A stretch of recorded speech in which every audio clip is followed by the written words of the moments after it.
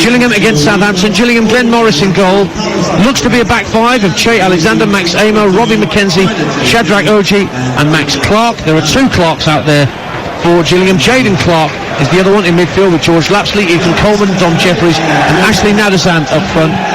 For Southampton, Alex McCarthy in goal. James Bree, Leanco, Roman Perot and Jada Meg-Homer making his first appearance for Southampton at left back. More about him in a moment. Shea Charles recently arrived from Manchester City in midfield along with Stuart Armstrong, Musa Gineppo and Samuel Amo Ameyor, who's making his first start for Southampton tonight. He got a few brief minutes in the league at Liverpool right at the end of last season in the Premier League. And Shea Adams and Sekou Mara are the front two for the Saints. On the bench for Gillingham, Jake Turner, the sub-keeper, along with Johnny Williams, Tom Nichols, Scott Malone, Joe Gavodic, Josh Chambers and Sam Gale. The Southampton bench, Joe Lumley, Jack Stevens, Joe Aribo, Paul Onuachu, Carlos Alcaraz, Samuel Edozie, Kamari Doyle and Tyler J. Dibbling from the academy and Dominic Ballard. Southampton naming more substitutes than Gillingham just because they can. I guess the resources just don't stretch that far in this particular part of the world. Right, looks like Gillingham will be kicking off and they'll be heading towards the Brian Moore stand to our right hand side. Myself and Matt and our producer Declan, we're sat almost right at the back of the main stand here, the two-tier main stand at Priestfield. So the Raynham end, where the most vociferous Gillingham support resides, that's to our immediate left, and our commentary positions just inside the Southampton half of the field, so we're slightly closer to the Brian Moore end than we are to the Raynham. Referee takes one last look around, make sure everybody's in position, and we're about to get underway on talksport 2, your home of the EFL, your home of the Carabao Cup. And we just love football so much, we just keep bringing you football from all kinds of competitions. We're underway and Ashley Nadazan tries to shield the ball early on but loses out, and a chance for Musa Gineppo to lay the ball off so that Meg-Homer can get his first touch as a Southampton player, and he looks immediately for Roman Perot, who's playing at centre-half tonight rather than left-back. 4-3-3 for Southampton. Wondered how the makeup of the side will be. It looks like Shea Charles will be sitting in front of the back four. Stuart Armstrong and Sekou Mara are the other two players in midfield with licence to get forward, but Shea Charles will just be sitting in front of that back four, giving them some protection. Millwall 0, Reading 1. Kelvin Ehid Hashinam, I hope I've got that right, he's put Reading in front very early on at the Den. That's Championship against League 1 in the Carabao Cup. This is League 2 against Championship, and Roman Perot hits a long ball downfield looking for Samuel Amo Ameyor to get something on it, but it's cleared away by Gillingham, headed down by Ethan Coleman, and touched out to Che Alexander on this right hand side, who looked early, but the referee had already blown for a foul on a Gillingham player, so the Gills get a free kick midway point of their own half. Minute gone on talksport 2 at the Priestfield, and it's goalless. And Gillingham of League 2 finished 17th in the end last season, which doesn't sound impressive, but when you consider they were bottom at Christmas, having won just 2 games, they were some way clear of the bottom 2 in the end, Matt Holland. Yeah, they were. It was an incredible turnaround second half of the season. Just looking at how Gillingham are lined up, and we thought they might be a back five. It doesn't look like that's the case either. It looks like a back four for them. It looks like Robbie McKenzie just pushed into midfield alongside Ethan Coleman, and it looks like they're playing a back four. Well, there was just a moment where Gillingham thought they were away down the left-hand side through Dom Jeffries, but he pushed Leanco over right in front of the referee, and that was giving us a free kick to Southampton. 3 managers last season for the Saints, from Ralph Hasenhüttl via Nathan Jones to Ruben Selles, who of course is at Reading now, just taking the lead at Millwall, and Russell Martin signing a 3-year deal in the summer to take over. So a free kick in their right back position, level with the edge of their own penalty area, Southampton, and Lanco drills it into the centre circle, but it's comfortably headed down by Robbie McKenzie. Nadazan lays it off, and now Ethan Coleman has it just over the halfway line for Gillingham, spins away from his opposite number, which is Sekou Mara, and goes back into his own half. And now a chance for Shadrach Oji, who won the title in League 2 with Leyton Orient last season. Good touch in field, picked out Jaden Clark, but he's lost out. And it's back with Sekumara, who's dropping quite deep for Southampton in these early stages. Che Adams looks to be on his own up front. Gillingham win it back, and Shea Alexander can't bring the ball down as it's fired across from left to right. Southampton throw. 3 gone on TalkSport 2, it's 0-0. That's the out ball though, Gillingham. It's the 2 fullbacks. They have to provide the width. Looking at the way they're set up, they're quite narrow. Playing a 4-2-3-1, and the 2 wide players in that 3 are really narrow. So the fullbacks have to get forward when they can. Ethan Coleman wins the ball back for Gillingham. Max Clark, the left back, looking for Nadazan, who heads the ball across the 18-yard line from right to left. Southampton look to get the ball clear. Stuart Armstrong though runs into Jaden Clark, and Gillingham have it back again. Now pressure from George Lapsley on Leanco, but the big Brazilian centre-half stands up to that. Hull City have taken the lead against Doncaster in one of the 7:45 kick-offs. Oscar Estepinian, who went off like a train with his goals at the start of last season, has the goal for the Tigers. And Fleetwood lead at Port Vale in an all-League One tie at Vale Park. Kian Hayes, and it's half-time at the John Smith and the 7 o'clock kick-off. Huddersfield 1, Middlesbrough 1. You with TalkSport 2 in the EFL Cup. 0-0 between Gillingham and Southampton with 4 minutes played here in the South East. Matt Holland alongside me, Ian Dancer for this evening. Good strong run from Robbie McKenzie. Rides 2 challenges and somehow held on to the ball in the centre circle. The fans loved that. Yeah, it's a blistering start actually from Gillingham. They've started really quickly and not giving Southampton any time on the ball whatsoever. You didn't look back to the first game of the season against Sheffield Wednesday. Sheffield Wednesday sat off them. They allowed Southampton to have easy possession. Gillingham said, we're not having any of that. We're going to get in your faces. We're going to go man for man. We're going to start quickly, press you quickly, press you hard, and not give you any time on the ball. Oh, and a back pass from Roman Perot that just went the wrong side of Alex McCarthy's post. He was being pressurised by Jaden Clark.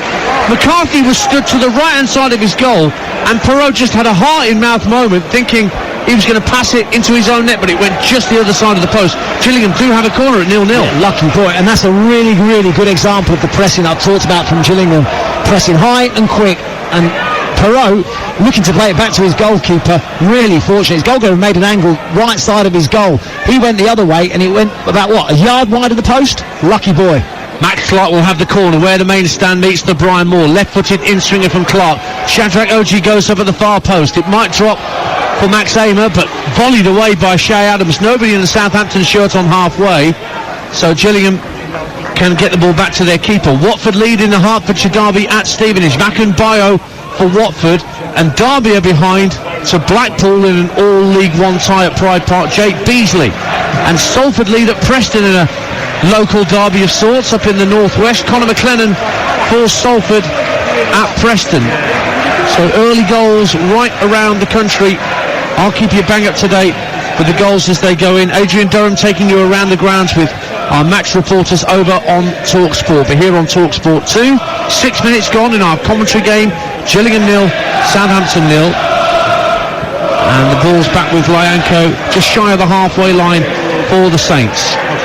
Just lays it off infield for Jaden McComber, this young kid about whom so much is being talked at the training ground of Southampton. Clip forward, looking for the run of Sekumara, who made a run through the middle, but the ball just curled away from him and bounced through to Glenn Morris in the Gillingham goal, 0-0. Yeah, it was actually a decent run from Sekumara, from slightly deeper in behind that Gillingham defence. If Stuart Armstrong had just looked to his right-hand side, Sam Amoyor was free on that right-hand side. It might have been a better option. Goal kick, and it's a chance for Jaden Clark to sprint away down the right-hand side. McComber brings him down. Free kick to Gillingham down the right-hand side of the Southampton penalty area. McComber trying to catch up with Clark, who just got the drop on him and just took his legs away. Was going for the ball, so it's a free kick to Gillingham. Yes, a foul. He actually didn't need to make the challenge because his pace had got himself back actually. He didn't need to go to ground, did so, and they're giving away a free kick in a really dangerous position. It's down the right-hand side of the penalty area for Gillingham, in front of those Southampton fans behind the Brian Moore stand. In hockey terms, a short corner. Kind of. It's only about, 10 yards from the corner flag. Shea Alexander's the man standing over it, so he's going to curl this away from Alex McCarthy. Southampton holding a line on the 6-yard line with zonal marking, and they're going man for man around the penalty spot. Now Alexander moves back. and will address the ball right-footed, curls it in deep to the far post. OG with a header over the bar from a standing start. Didn't really jump, Shadrach OG, but got underneath it slightly, and Southampton have a goal kick. 0-0 on 8 minutes. Didn't need to jump. Free header at the back post. It was on an angle, which made it more difficult, but really, I look back and think he should have hit the target, at least made the goalkeeper work. That's the voice of Matt Holland you can hear alongside me, Ian Danter, here at the Priestfield. Matt's played and scored here. Oh, he's scored everywhere. I played and lost here as well in a third round FA Cup tie. Should point that out as well. Now Southampton in possession with Romain Perrault. Now Mikoma, faced up by Jaden Clark. Plays a little 1-2 with Gineppo. And again, high press from Gillingham. They're herring around after their championship opponents, and as soon as they get anywhere near the halfway line, they're not giving them time to breathe. But they have worked it out to the right-hand side, only for them to lose out. It was brought away by Amo Amior, but Gillingham won it back. And Jaden Clark, who's looked lively in these early stages, burst through the centre circle, flicks it out to the left-hand side. Plays a little 1-2, and it's worked back into midfield, and then back to the centre halves, OG, and then the skipper, Max Amer, gives it back to OG, who's stood in the centre circle. No pressure from any Southampton player, so he hits a diagonal out to this near side the right, chested down by Che Alexander, but that chest control allowed Jaden Mikoma to hook it half clear, helped out first by Gineppo and then Perrault. And it stays 0-0 with 9 minutes gone, and a better pass back by Perrault to his keeper that time.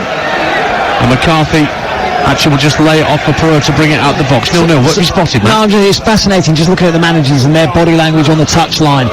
Russell Martin furious with his team. I think he was really upset with Sekou Mara that he didn't set the press for Southampton. They'll start the press for Southampton, and he was really aggressive in his tone. He's not happy with the way his team has started, but they're up against it. Gillingham started the brighter of the two teams. They've been at it, and they've moved the ball nicely as well when they've had it. They started really well. And as our producer Dex just pointed out to me, are they not the smallest technical areas you've ever seen? You go to Lincoln, you go to Sinsel Bank, and they've got about half a mile of technical area, and West Ham's even more ridiculous. Yeah, that's a fair. But what I would say is this press box isn't bad though. There's a lot worse in the Premier League than this. You're absolutely right in what you say. There was a time when you came here where there wasn't a desk to sit at.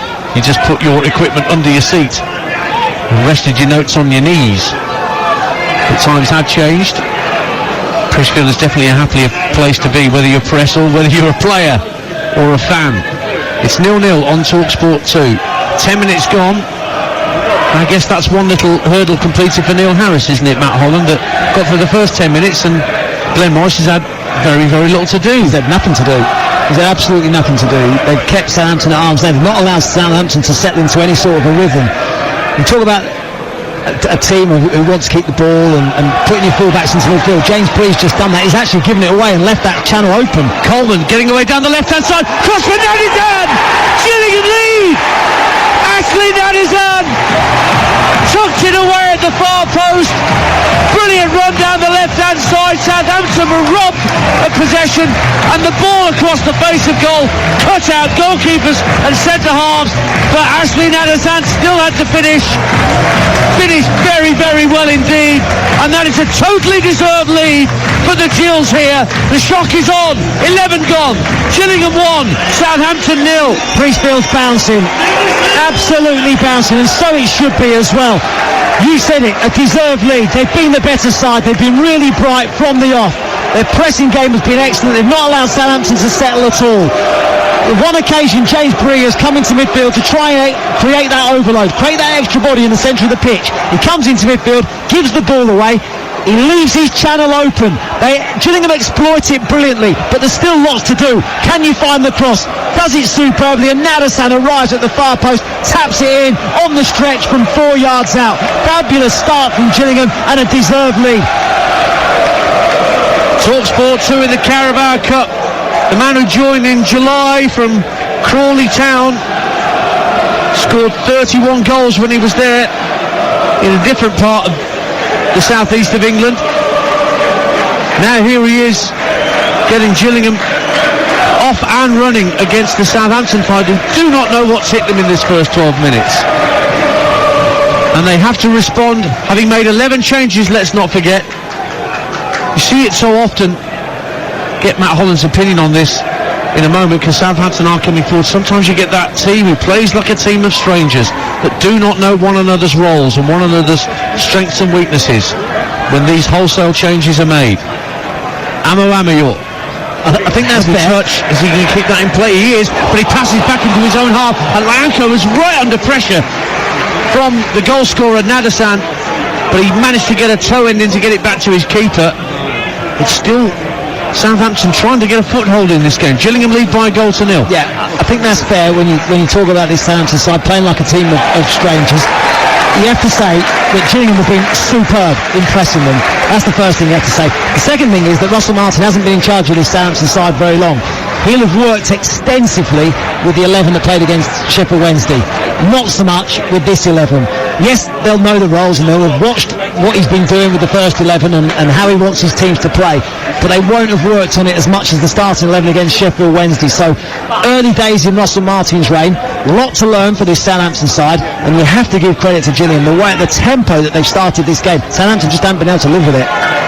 Gillingham 1, Southampton 0. If you're just tuning into talksport 2 on this Tuesday evening, we just mentioned Sheffield Wednesday. They're trailing at home to Stockport in one of the other ties tonight.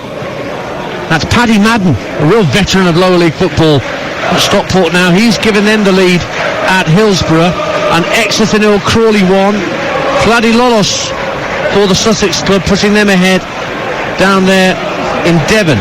Southampton hit a long ball downfield, trying to get Gineppo away down the left wing, but the little way you heard from the Gillingham fans can tell you it drifted out of play harmlessly for a Gillingham throw. I think that's the furthest forward that Southampton have got in conceding that throw. Russell Martin turned away in disgust when he saw that long ball from Lianco, and it's an aimless, hopeful, long diagonal, straight out of play.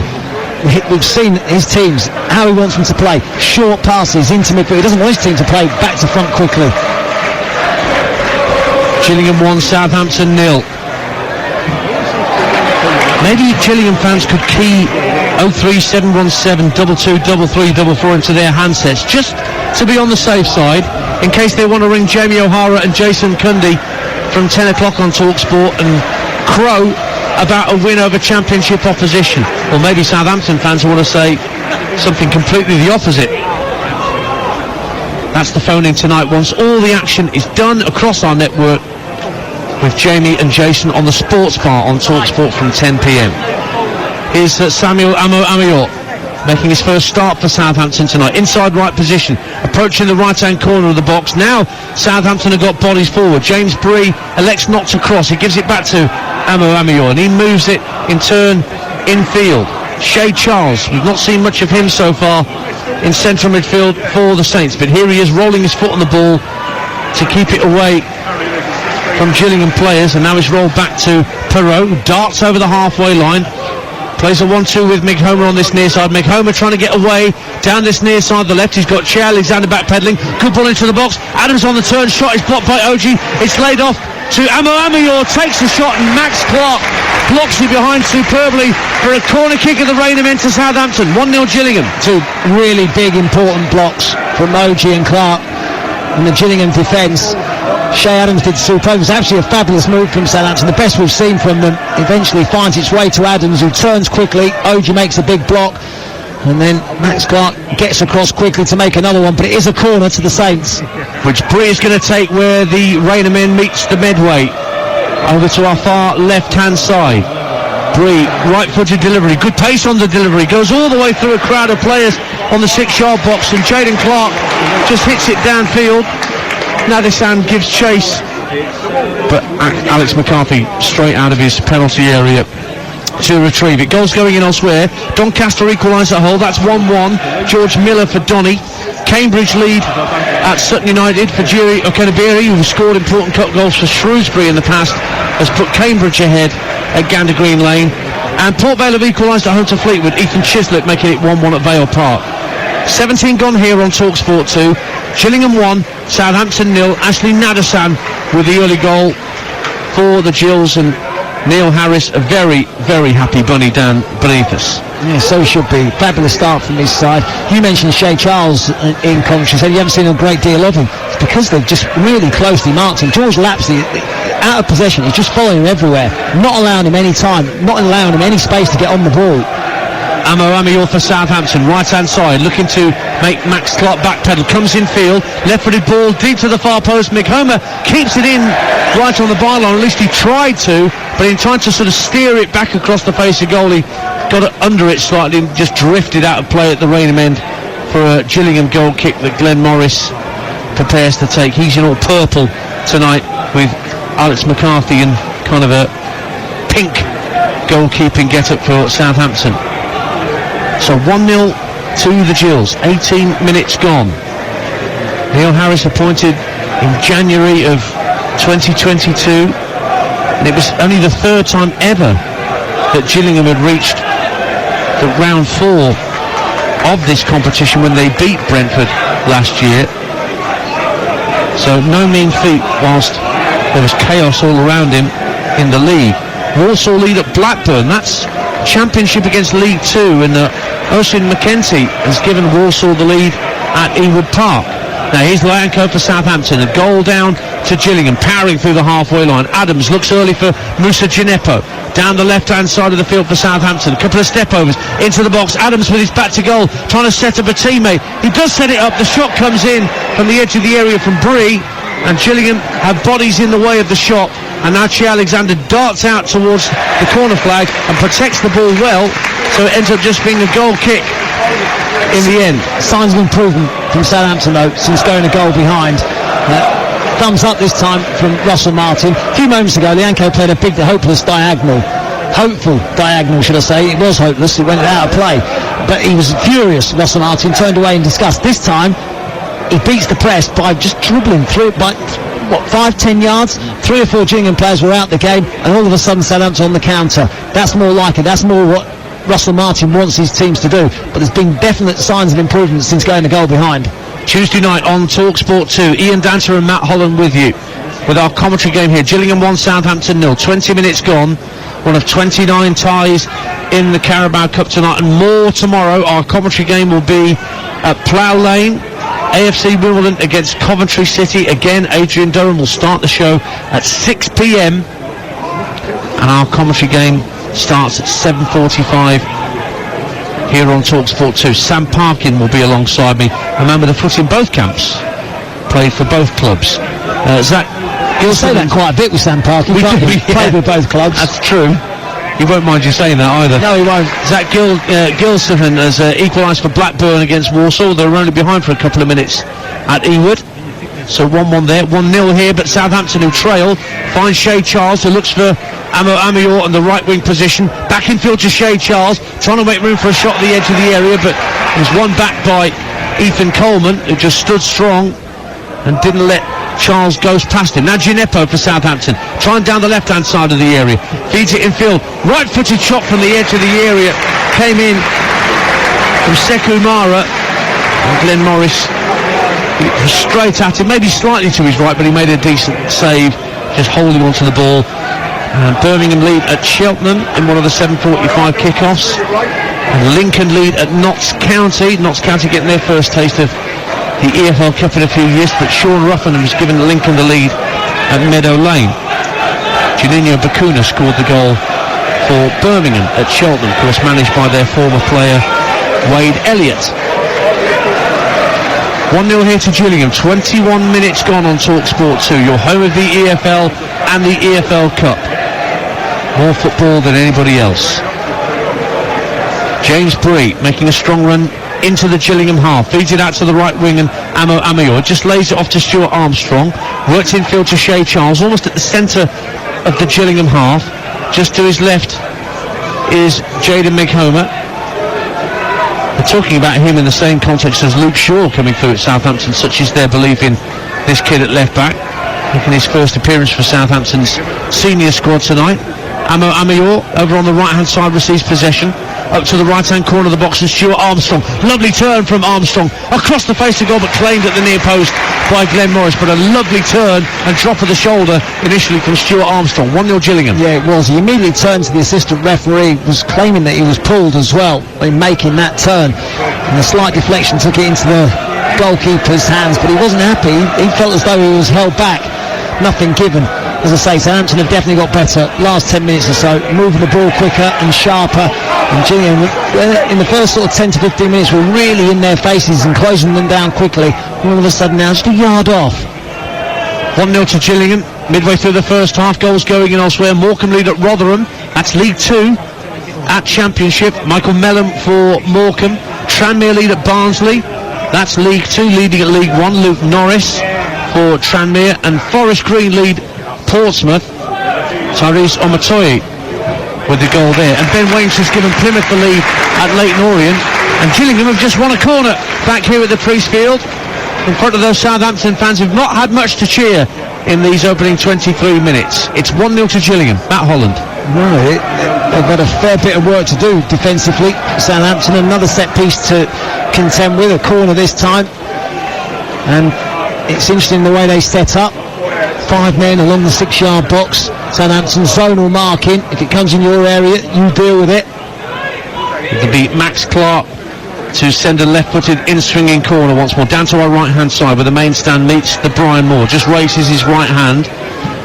Again, a deep corner looking for OG at the far post. It's gone over his head, but he should keep it in play as it drifts out to the opposite corner flag. He's kept it in play. Now he's trying to win another corner. It's come back to Coleman. Deep cross to the far post. Clark keeps it in and wins another corner off Stuart Armstrong, who just had to hang out his left foot at the ball. Couldn't do much more than that. Thought, well, I'll try and hit it against Stuart Armstrong and play the percentages, and the percentages came off. Yeah, a couple of early crosses into the box make it more difficult for Southampton to deal with. Both of them slightly overhit, but dangerous because they come in so quickly. So Clark again will take this left-footed in-swinging corner. 2 or 3 Gillingham players in the 6-yard box. It's looking for Coleman, who heads it over the bar. Big chance for Ethan Coleman coming up from the back. Got his head to it about, 7-8 yards out. Looked like he got a decent contact, but it went over the bar for a goal kick. 1-0 Gillingham. What a chance. What a chance. He knew it as well, straight away. Head in his hands. I think he was probably nearer 5 or 6 yards out when he actually made connection, and he made decent connection as well. Got a good head on it, but about a yard over the top. Fabulous chance for Gillingham to extend their lead. He arrived in January in that transfer window where Gillingham made a good deal of acquisition. Came from Leyton Orient. Ethan Coleman, very tall, rangy central midfielder, and he's clearly happy to join in at the business end of the pitch as and when required. It's 1-0 to Gillingham on talksport 2. We played 25 minutes at the Priestfield. Here's Romain Perrault bursting over the halfway line, feeds it out to the right wing. Amo Amior into the area, drifts past Clark. Can he pull it back at the byline? Well, he tried, but it was blocked away by Gillingham legs. It comes back out to that right-hand side, and Amo Amior again skips past Clark, gets to the byline, tries to lay it in field for Sekumara, but back came Gillingham players to win it back. Dom Jeffries was the man getting involved that time, but Southampton have retained possession once more. A goal down, Southampton. Amo Amior now chips it up to the right-hand corner of the box. Stuart Armstrong tries to lay it off to Bree, but then Bree's dispossessed, and away comes Gillingham, but then Dom Jeffries loses out. Sekumara then gets dispossessed by Coleman, and it's all rather scrappy at the moment. Both teams giving up possession quite readily, and then a free kick for a foul by George Lapsley, and it'll be a chance for Southampton to work the ball further forward. 1-0 Gillingham. And it's going to be a yellow card, I think. I saw the yellow card come out the referee's pocket. He's now just having a word. Has he changed his mind? Is he going to go back or not? We'll soon find out, but no, there it is. There's the yellow card. Yeah, I thought so. Yeah, such a tempo to the game. When you say the passage of play there where everyone was giving it away, it's because everyone was playing at 100 miles an hour. But yeah, real good tempo about this match. So George Lapsley goes into the referee's notebook. We've played 27 minutes on talksport 2. If you're just tuning in, Gillingham lead. League 2 Leeds Championship. Ashley Nadazan early in the piece after a blistering start by the League 2 team. But Southampton have grown into the half as we've gone on. McComa being pressurised by Jaden Clark, but he turns neatly inside his own half. Newport 0, Charlton 1. I've been told to point that score out by Matt Holland. I just saw it come through on the video printer. And that goal scored by Daniel Carnu. Just caught my eye. That's one of the 7:30 kickoffs in the Carabao Cup tonight. There's 4 ties that have kicked off at that time. Huddersfield Middlesbrough is back underway in the second half. That's 1-1. But Huddersfield are down to 10 men here. Southampton are a goal down. In steps Max Clark to stop Amo getting away down the right hand side, but it is a throw to Southampton, taken quickly by Bree. Stuart Armstrong gets dispossessed by Ethan Coleman, who can move over the halfway line, tight to the left hand side. He supplied the cross for the Nadasan goal earlier, just turns away, shows great strength, goes to ground and wins the free kick. That's fantastic hold-up play and strength from Ethan Coleman for Gillingham, who lead by a goal to nil. Well, he did really well because he had nothing on. When he won possession, he's looking forward, he's looking for something. He didn't have anything on, he held on to the ball and won inside a free kick in a really good position again. Excellent play. In the old Staffordshire derbies, they used to call it, Stoke lead West Brom by a goal to nil, an own goal by Josh Griffiths. And the free kick to Gillingham's only just in from the left-hand touchline, about 25 yards from the dead ball line. And it is Ethan Coleman that's going to strike it left-footed. Lofts it to the far post. Oji again is the target. Drifts beyond him, but picked up on the right wing by Jaden Clark. Tries to swing across him, but doesn't wrap his foot round it enough. And I don't think it's gone out of play for a goal kick. It's gone out on the far side for a throw to Southampton. Portsmouth equalise at Forest Green. Kusini Yengu scored a late goal for Portsmouth at Fratton Park at the weekend. He gets the equaliser at the New Lawn. 1-1 there between League 2 and League 1. League 2 in front here against Championship as we approach the half hour. Mackenzie, who scored the winner for Gillingham at Stockport at the weekend, sent it forward. Oji back into his own half for the captain, Max Amer. Shea Alexander forced to go back to his own keeper by the run of Gineppo. Birmingham have a second at Cheltenham. They lead 2-0 now, and Janino Bakuna has his second of the evening for the Blues. Here at the Priestfield, the Blues of Gillingham are very happy with their progress, with half an hour gone, Matt Holland. And worthy of it in the first half an hour, I would suggest. I think they've been the better side. Just seeing now Lianco just striding forward through midfield. Now that's something that Southampton can do more of, because when you look at the way Gillingham are pressing them, it's man for man, they're in their faces. Who are the spare man? Well, they've only got one up top, two centre-backs. One of the centre-backs is free. We've seen it a couple of times with Lianco, once with Perot. They've broken the midfield press of Gillingham and got themselves in advanced positions. That's something they can perhaps do a little bit more of. Derby 0, Blackpool 2. Jake Beasley has his second of the night as Blackpool take a 2-goal advantage at Pride Park. Derby lost at home in the league on Saturday. Very casual clearance from Glenn Morris in the Gillingham goal, just over the head of Che Adams, who was chasing him down from a back pass. And then a foul as Jaden Clark was manhandling Romain Perot, spotted by the assistant on this near side. So a free kick quickly taken, and James Bree comes away with the ball for Southampton. Gillingham 1, Southampton 0. 31 minutes gone on TalkSport 2. And Alan Brazil back on breakfast tomorrow morning on TalkSport when you wake up at 6 o'clock with Gabby Bonderhall, the former Villa centre forward, alongside Alan. And they're joined by a multitude of guests. Anthony Croller is going to be talking boxing with the boys. And also they'll be checking in with Courtney Sweetman Kirk, our England women's correspondent down there in Australia, with of course England's quarter-final against Colombia live on TalkSport 2 Saturday morning. Our coverage starts at 11 a.m. Anthony Joshua's looking for a heavyweight opponent the weekend. Can Alan Brazil not step in? I wouldn't fancy Anthony Joshua in that one. I think I'll be back in Al. Who'd be his cornermen? Ray Parler and Ali McCoist, I assume. Gabby on cuts. I'd be worried what was in the bucket, to be honest. What was in the bottle that was handed to him at the end of each round. Anthony Joshua has an opponent, Hellenius. Pretty sure that fight is still live on TalkSport on Saturday night as part of Fight Night, even though Dillian White is no longer eligible to compete. More about that in a minute, but here comes Jaden Meghomer, this young left-back for Southampton. It's 1-0 to Gillingham, 32 minutes gone. Gineppo takes over, inside left channel, skips inside Jaden Clark, lays into the centre of the Gillingham half for Shea Charles, and it's shoveled out to the right wing for Samuel Amo. Comes to the left-hand corner of the box, tries a shot, it deflected up off Max Clark's left boot and actually made the save easier for Glenn Morris. 1-0 to Gillingham. He's looked lively though, hasn't he, the youngster? Amio on that right hand side, Gineppo on the left as well. If Southampton can feed it out wide, those two have looked lively when in possession. Look like to hoping to try and commit some of their defenders, go past them. They've really a couple of tricky players. If you can get the ball to them more often, they might be in business. Mansfield 1, Grimsby 0 a half-time score. So to Swansea against Northampton. Those two 7:30 kickoffs in the Carabao Cup.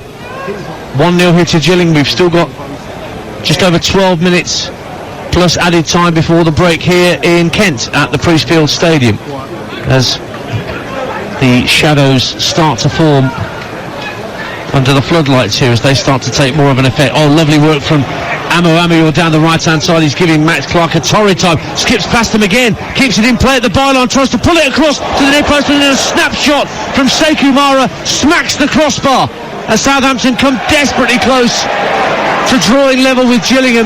Again, Amio at the centre of it with super skill, and then a snapshot from Mara. Had the keeper beaten but not the woodwork. Well, there you go. Just as I'm saying, give him the ball, get the ball to Amio and Gineppo on the other side, because they have got the beating of their fullbacks. That was terrific from Amio. Dropped a shoulder, beat his defender, and that was absolutely terrific. He's done it so often. This time, there's a couple of times he's got into a really dangerous position, not being able to find the final ball. This time he does. And Sekou Mara was really unlucky on the swivel, hits the crossbar. But Southampton definitely coming back into the game. He signed pro forms in July. Amio made his debut briefly against Liverpool in May, as I mentioned. The youngest Saints player ever to play in the Premier League at just over 16 years of age that time. I just mentioned that AJ fight against Hellenius on Saturday night. Jim White and the team will be live from the AJ weigh-in this Friday. You can obviously hear that, you can even watch it via the talksport YouTube channel this coming Friday. I think that's at one of the Westfields, isn't it? Either Stratford or Shepherd's Bush. I've been to both. Pretty much the same, funnily enough. Southampton coming forward with Moussa Gineppo. A goal down to Gillingham. Gineppo steps infield, goes for goal. It's a decent effort, but well saved.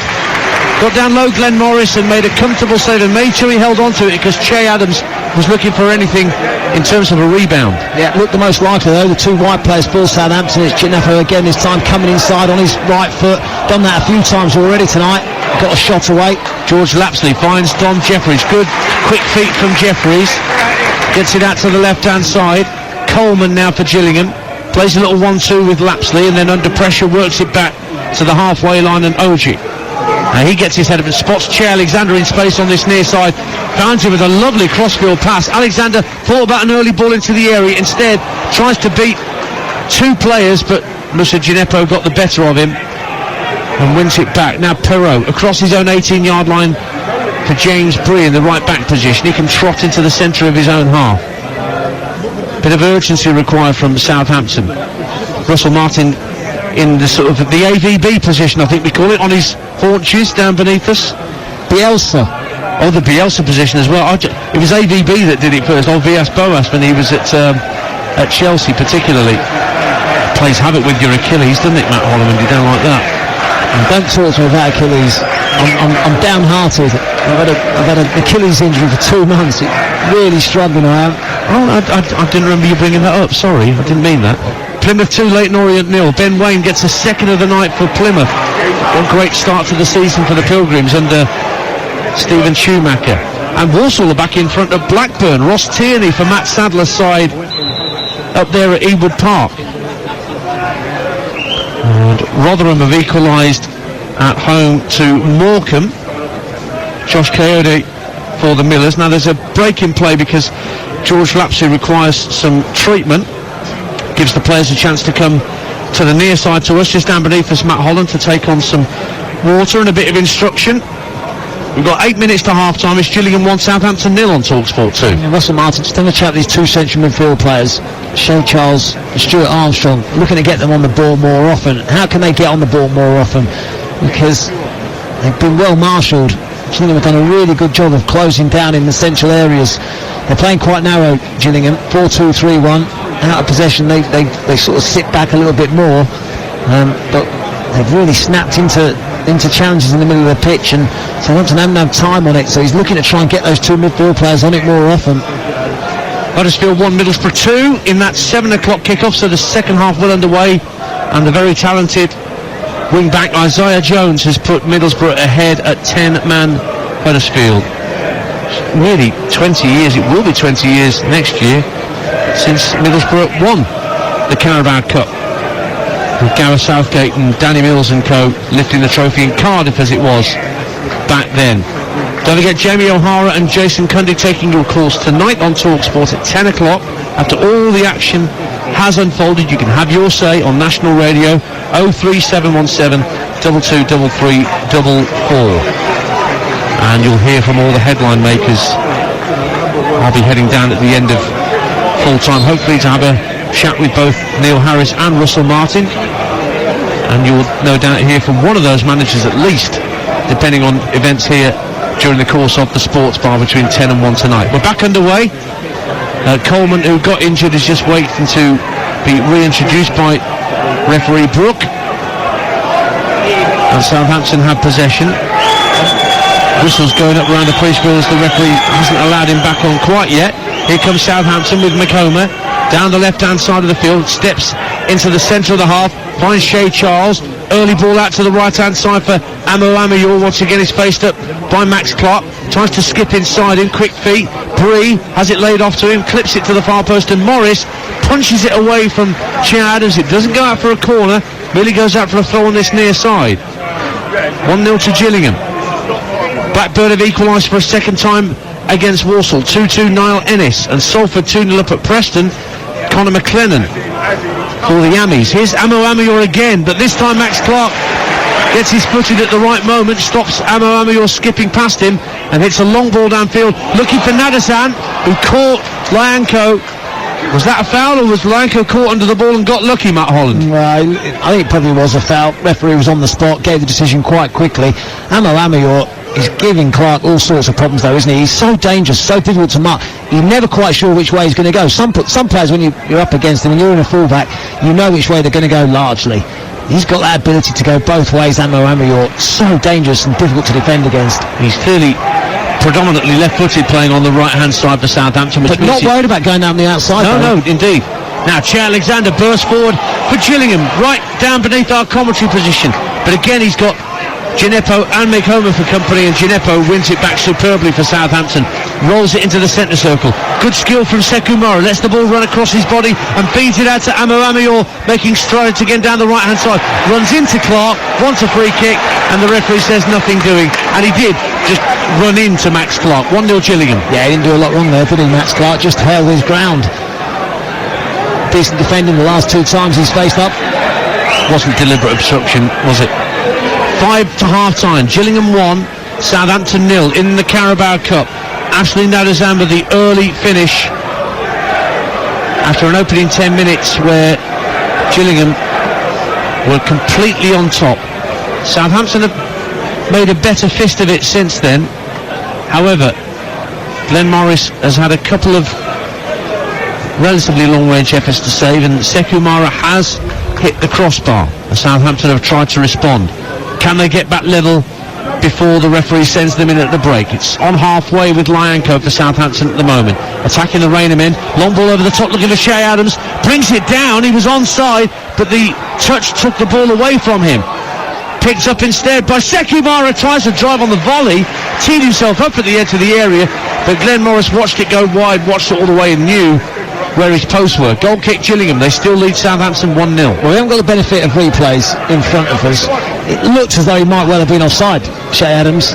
Well, I mean, no VAR, so even if the goal has been scored, it wouldn't have been brought back. And it was a decent opportunity in the end, with play being allowed to continue. His first touch seemed a decent one as well on the stretch, but couldn't quite gather it at the second attempt.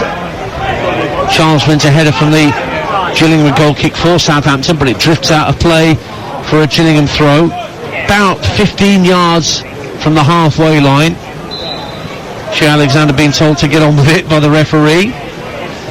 Free from AFC Wimbledon last year, Shea Alexander. We're with AFC Wimbledon tomorrow night on talksport 2 as they take on Coventry. Now, Jaden Clark's just been wrestled to the ground by Romain Perrault as he tried to get away down the Gillingham right, and a free kick's been awarded. No further punishment. That's the other card, isn't it?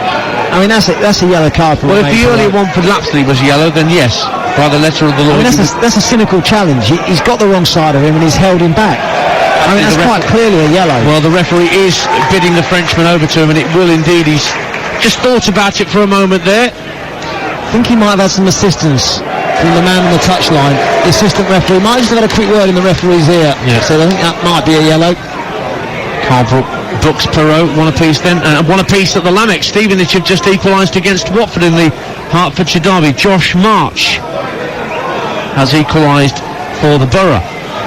So, here at the Priestfield, interesting, 2 minutes to half-time and Gillingham have a free kick just past the midway point of the Southampton half, but only 3 or 4 yards in from this near touchline on the Gillingham right as they attack the Brian Moore end. And Max Clark is going to swirl this free kick in, left-footed, couple of Gillingham players standing offside around the penalty spot. Southampton holding their line about 16 yards out. In it comes from Max Clark. Keeper comes out and gets it. Alex McCarthy stepped in front of George Lapsley and put it out of play for a throw on this near side. 1-0 Gillingham. Well, I'll tell you what, that's not great goalkeeping. It was quite a flat delivery and he didn't really have to come, I don't think. I think he should have stayed on his line. He's trying to get through bodies, but it was quite flat and low. Didn't need to come there, Alex McCarthy. So a long throw coming in for Gillingham. They don't have much room on this near side, but Mackenzie's got good pace on that throw. But a foul throw, I think, has been given. As I say that, he got good pace on it. Stepped his left foot over the line. Push from Oji. It was a push in Joe. Yeah. Right, wasn't a foul throw. No, it was a shove from Oji. Goals elsewhere. Accrington Stanley 0, Bradford City 1. Alex Pattison right on half-time for the Bantams, and Bolton lead Barrow. Zach Ashworth with the goal for the Trotters. Ian Everett against his old side. Yes, that's right. League 1 against League 2. Bolton very much one of the fancied sides for the League 1 title this year, never mind promotion. And they started well on Saturday in the EFL.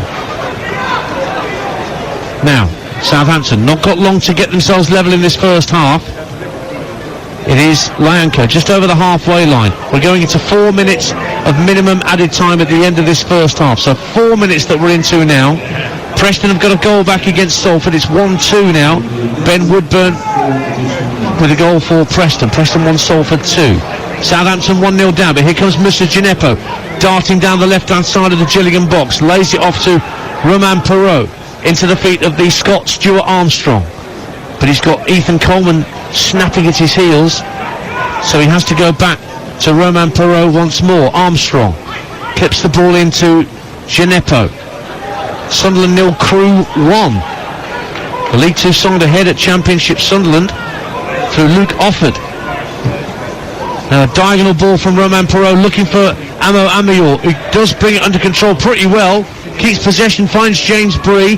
Now at the right-hand corner of the Gillingham box, it's with Sekou Mara. Armstrong tries to play a 1-2 at the edge of the area. Doesn't quite come off for Southampton. And Gillingham bring it clear. Mackenzie wants a foul. Nothing doing, says the referee. And Southampton have it back. Sekou Mara looks for Armstrong. Amo Amayor takes over. And Shea Charles works into midfield. Perrault's going to have a go for goal.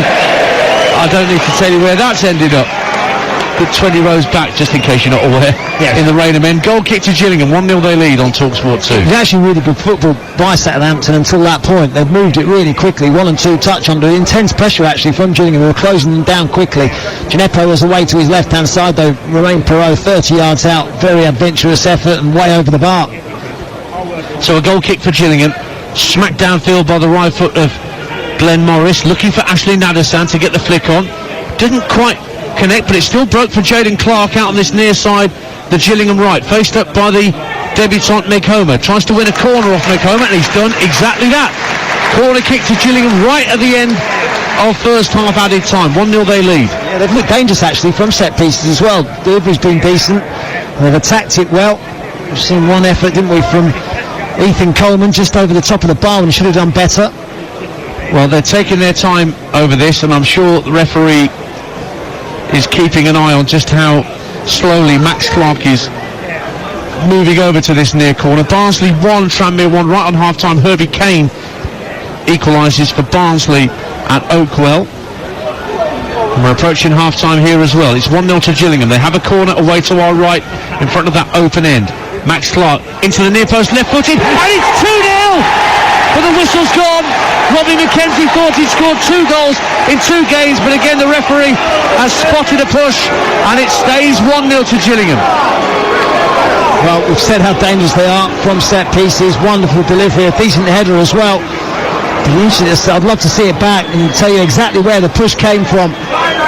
Difficult to tell. It happened so quickly. I think the whistle had gone from the referee even before the ball had gone past Alex McCarthy. And we don't have the benefit of any replays in our commentary position here at the back of the main stand. But the score remains Gillingham 1, Southampton 0 as we approach half-time on talksport 2. Give you a full rundown of all the Carabao Cup scores, both latest and half-times, in just a moment. But for now, Gillingham trying to get forward.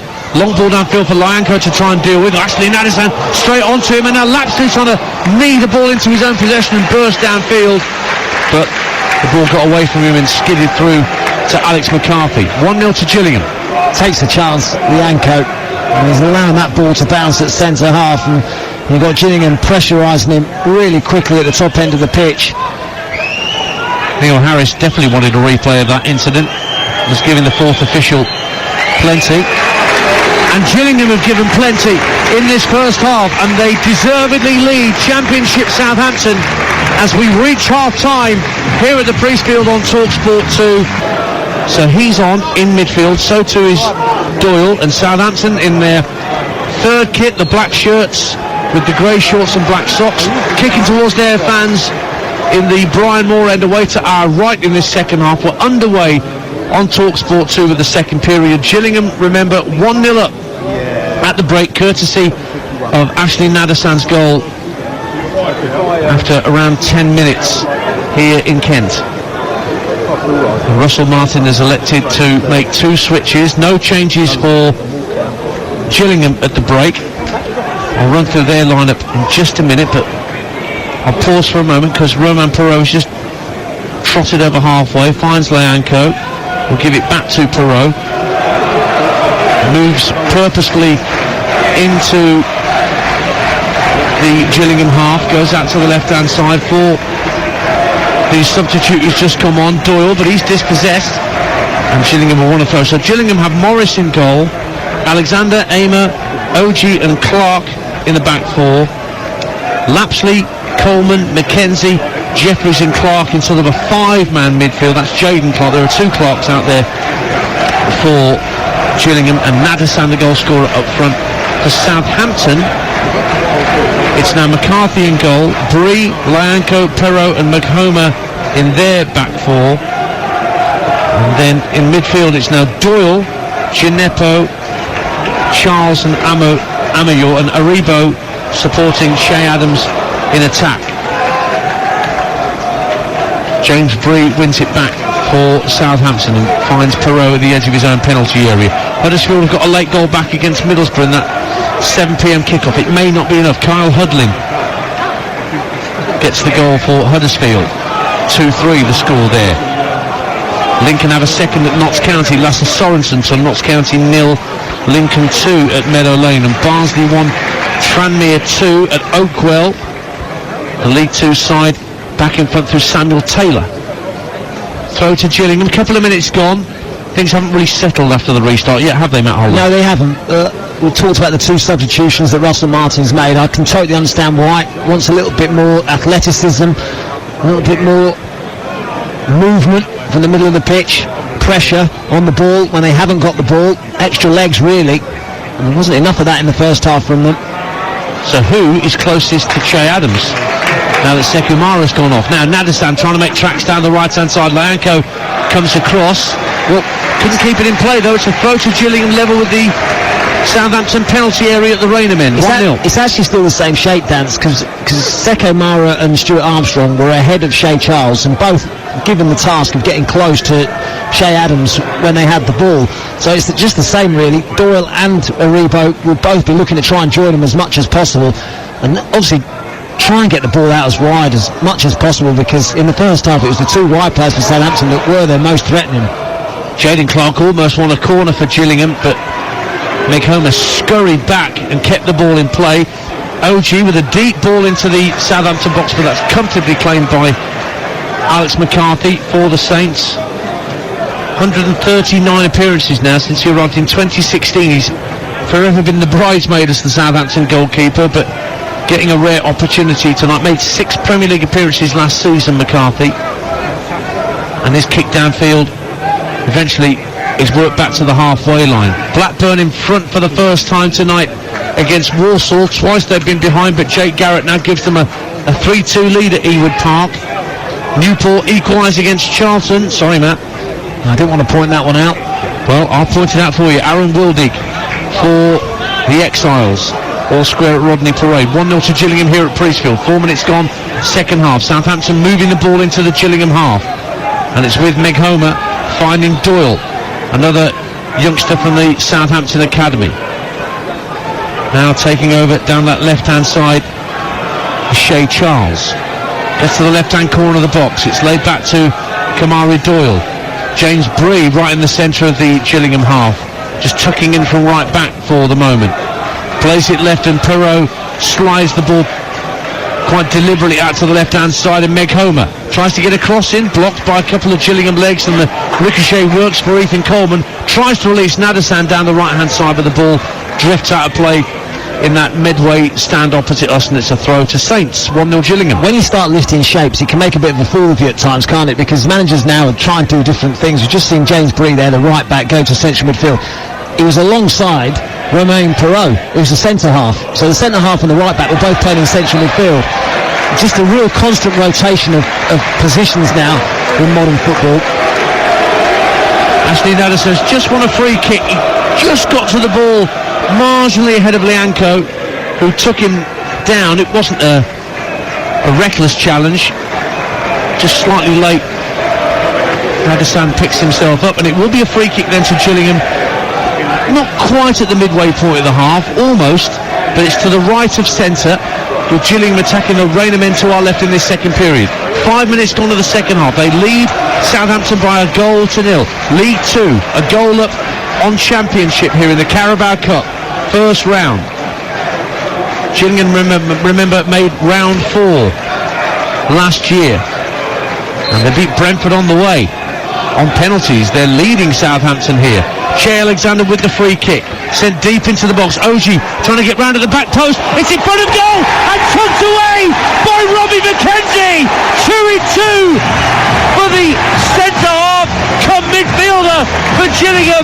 He put one away in the first half that was ruled out, but that one counts, and Gillingham now have clear blue water between themselves and Southampton. Shock most definitely on. Robbie McKenzie makes it Gillingham 2, Southampton 0. It actually started a little bit slower in this second half, Gillingham. First half, the tempo was absolutely brilliant, closing Southampton down at every opportunity. In the second half, Southampton have dominated the ball, asked a lot more questions at the start of this second half, but we saw in the first period how dangerous Gillingham are at set pieces. Corners and delivery into the box was something that Southampton struggled to deal with, and once again it's the same. A deep ball into the penalty area. Oji heads it back into the danger area, and it's McKenzie on hand, 4 yards out to poke it past Alex McCarthy. Shock is very much on. 7 gone, second half. Gillingham 2, Southampton 0, and Robbie McKenzie, who's a bit of a fan favourite here, arrived a few years ago from Hull City, made over 100 appearances now for the Gills. How about that? 2-2 for Robbie McKenzie. Top goal scorer. You'll be reminding the players of that in the dressing room after, no matter what happens during the rest of this match. And Southampton have got to get a grip here, because that, in many senses, Matt Holland, has been coming in the sense that Shadrach Oji has been pulling away to the back post for crosses from the right-hand side all night, and he's not been followed more often than not. They've won first contact from delivery into the box more often than not. Oji, yes, on a few occasions. We saw Ethan Coleman head over the top of the crossbar as well in that first half. The delivery's been good. It's been flat, it's been pacey, but the defending from Southampton has been poor. Oji, as you quite rightly say, every time has pulled to the back post, into space, and this time his header counted because it got into the danger area, and McKenzie was on hand to poke it home from a few yards out. The noise has gone up a notch, hasn't it, inside Priestfield. They sense that they're going to knock out Championship opposition. 53 minutes gone. Gillingham have a throw, midway point of the Southampton half. On this near side towards the left, with Gillingham in their blue and white graded shirts attacking the Raynham end. It's thrown in by OG to Max Clark, the left back. Drills across into the box. Headed up in the air by Bree. Where's that going to drop? Up went Aimer trying to get something on it, but wasn't strong enough, oddly enough, the big German central defender. But Gineppo gives the ball away, and here's OG down the left-hand side of the box. Goes down under pressure. Good challenge from Bree. He's got his socks rolled down. Steve Clary starting his ankles as Shadrach OG. And now there's a free kick, as there was a challenge on Amo Adeor, and it's a free kick to Southampton, who've got work to do and then some here as they travel from the south coast to the southeast and find themselves 2 goals down with just coming up to 10 minutes gone in the second half. Matt Holland. Yeah, I mean, it's a great atmosphere now inside Priestfield, but Southampton need a reaction. Doyle down the left-hand side of the box. McComa tries to put it across the face of goal, and it goes behind, but the offside flag's gone up. Flag's up. Flag was up very early. I couldn't see the flag for your iPad. Sorry. I'm making an excuse there. Should have been leaning over a bit more. It's 2-0 to Gillingham. You're listening to talksport 2, home of the Carabao Cup. We've got more commentary for you tomorrow night. Would there be a shock at Plough Lane? AFC Wimbledon against Coventry City is our commentary game. Remember, Adrian Durham's on air from 6 o'clock on these midweek nights of domestic action. 6 o'clock start here on talksport 2, and then myself and Sam Parkin will bring you the whole game from Plough Lane live on talksport 2, whilst again on talksport they'll take you around the grounds in the other League Cup ties tomorrow night, as they're going around the grounds tonight with Adrian at the Lamex at the moment, where it is still Stevenage 1, Watford 1. Just looking at the bench, and Alcaraz ready to come on.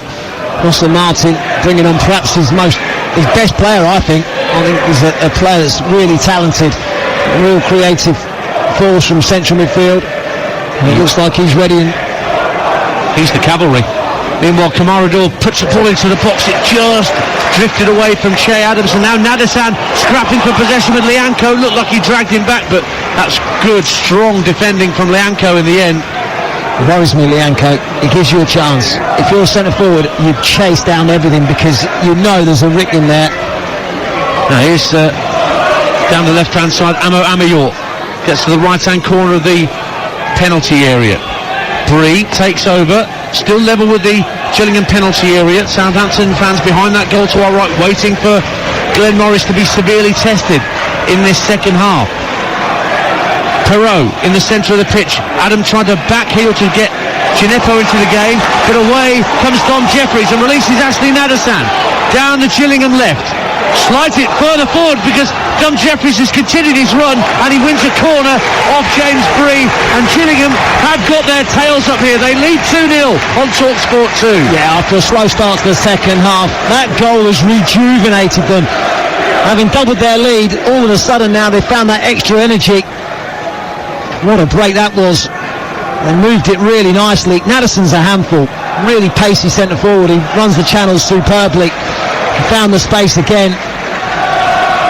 So a corner kick that Che Alexander spotted down where the Raynham end meets the main stand here at the Priestfield. Just down to our left. Be a right-footed in-swinging corner. Only one Gillingham player in the 6-yard box. As it comes deep to the far post, OG goes up, drops at the edge of the area. Dom Jeffries on the hard volley. It's blocked by a Southampton boot. Out to Alexander on the left. Flying clearance from Joe Aribo, I think, to get it out of harm's way for Southampton. And eventually the Saints win the throw on this near side. 2-0 Gillingham. It might have been Lianco, actually.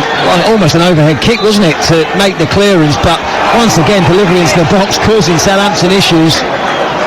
Looks like a yellow card for Jeffries as well. Yep.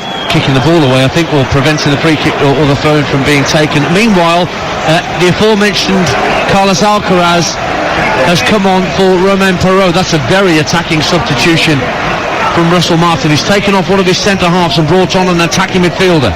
Well, that means surely Shea Charles goes to centre back, doesn't it? That's where he's played his majority of his minutes in pre-season, it looks like that's the case. Looks like Shay Charles is going to go alongside Lianco at centre-back now. Well spotted, Matt Holland, who's alongside me, Ian Danta, here tonight at Priestfield. Incidentally, we did say before kick-off, my producer Declan's reminded me, and Will, our producer back at base, that we did tip Robbie McKenzie up as a 12-1 anytime goal scorer with 888 Sport this evening. So if you did have 50p on that, good on you. Did you? I did not. I did not have the time. Gamble responsibly, please. 18 plus.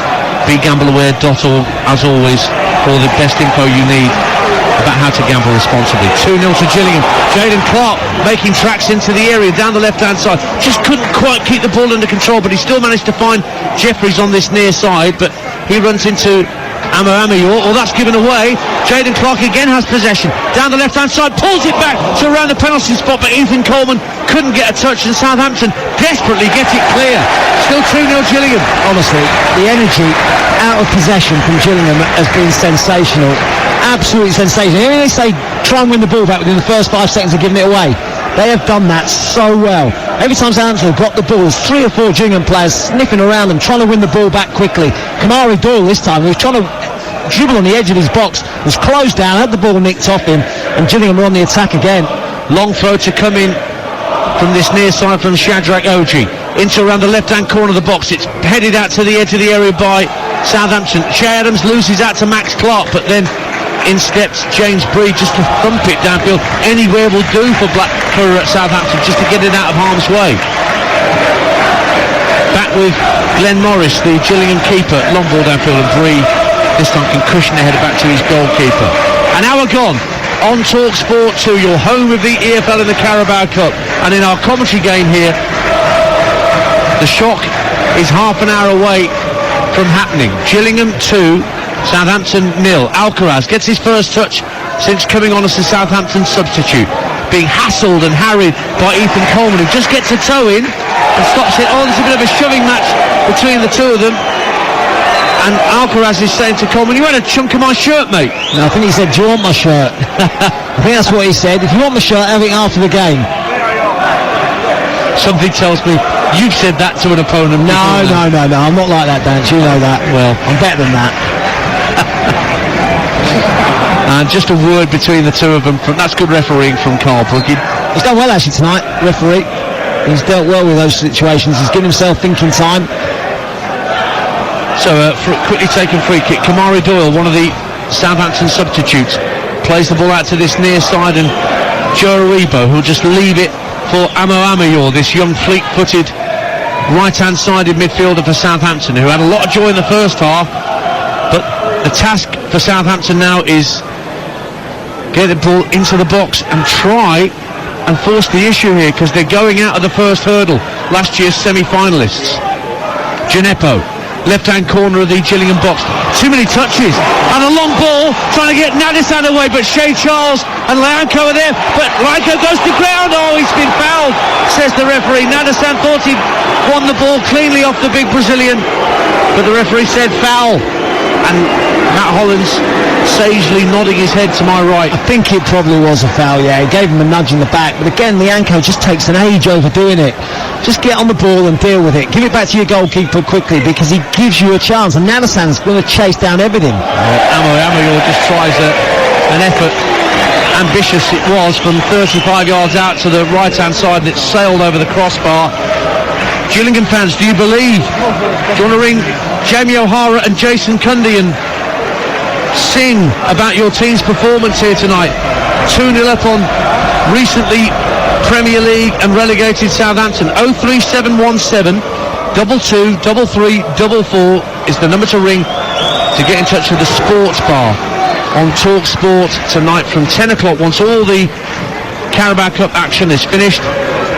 And there's 29 ties tonight, so there's more than enough supporters to go around to make their point about their club, including you Jules fans and you Southampton fans listening to this live commentary. 03717 22 33 44.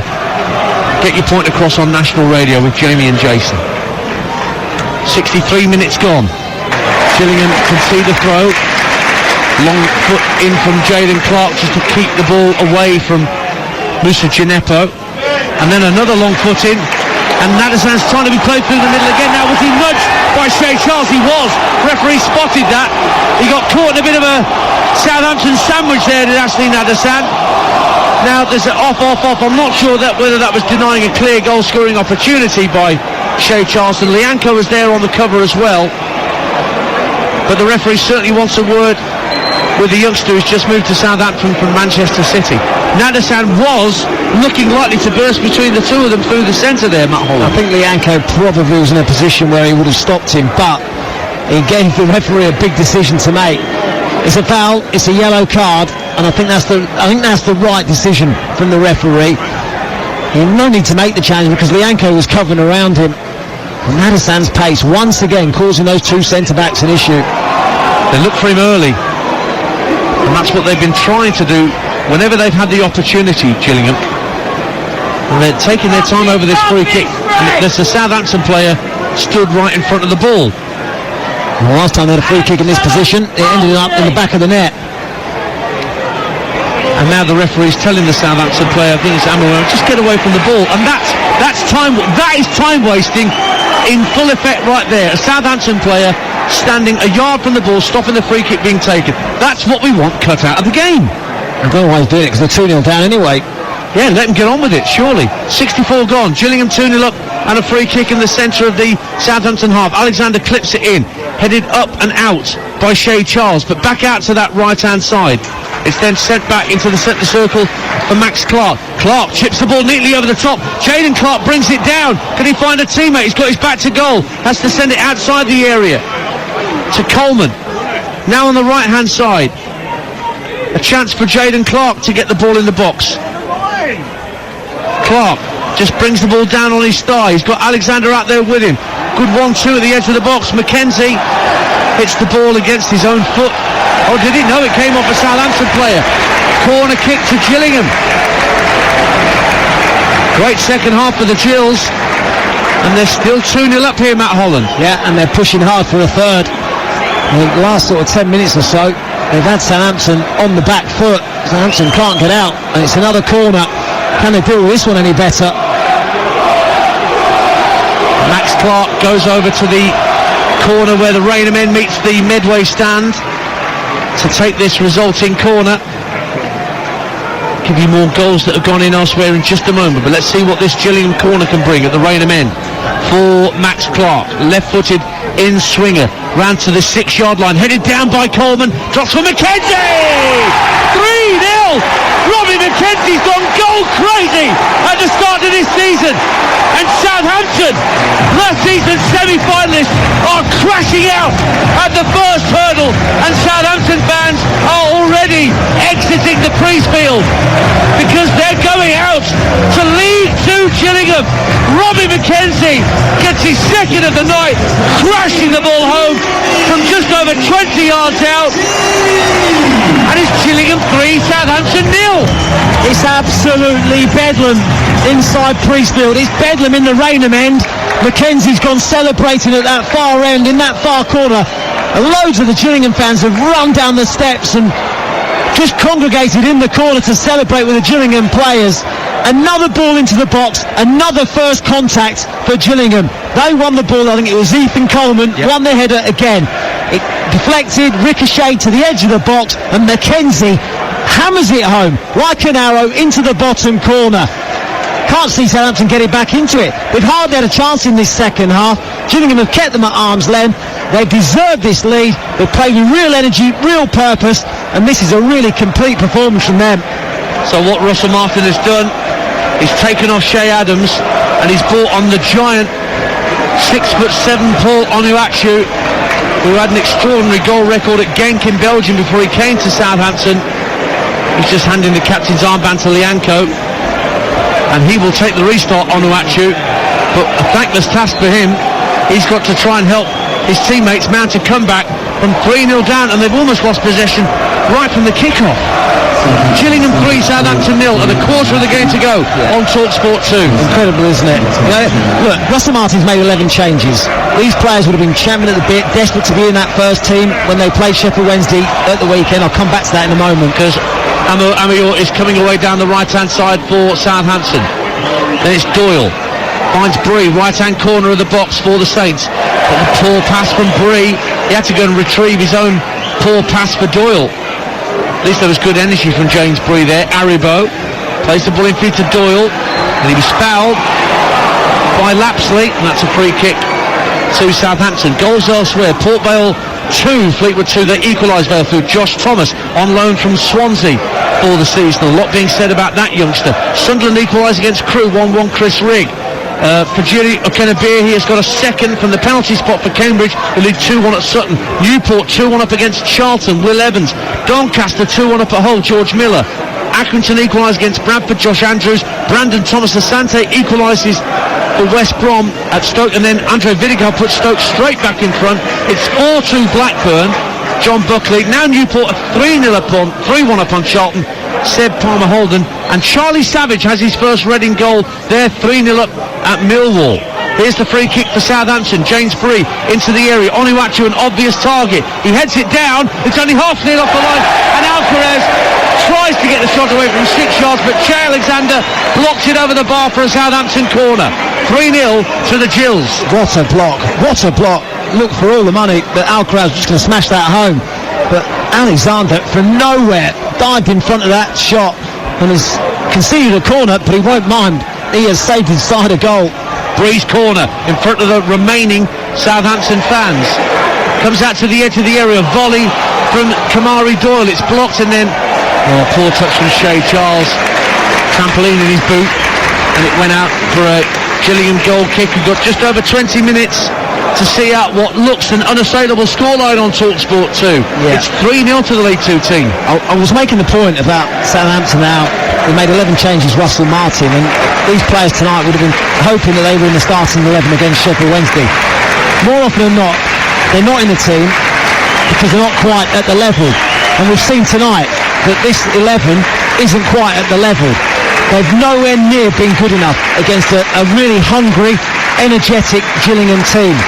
They can't knock on Russell Martin's door tomorrow and say, I should be in the team for the game against Norwich at the weekend, because not any of them have done themselves any justice.